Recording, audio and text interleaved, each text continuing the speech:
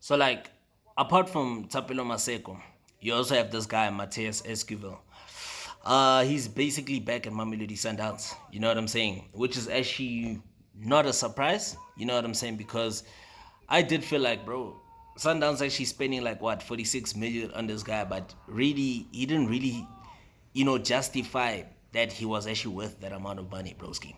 You understand what I'm saying? Like for me, when I've been watching some of his performances, bro, when he arrived at Sundowns, and the fact that he was not a starting player, but they bought him for that amount of money, bro. It did just it told me that, bro, he's not really that type of like exciting player.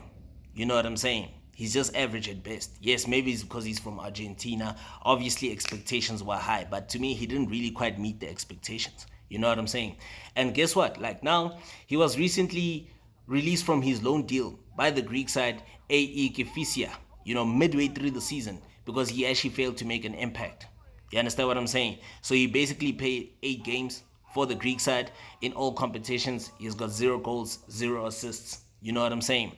And yeah, it's kind of justified, but at the end of the day, I feel like that's kind of harsh because they should have given him more time. But you do get it to an extent that when there's so much hype around a particular player, and when a particular player was brought into a country with so much amounts of money spent on him, you would expect much more of an impact. You would expect him to hit the ground running, and Esquivel hasn't done that yet. You know what I'm saying? So I'm thinking to myself, now that he comes back to Sundowns, what's gonna happen?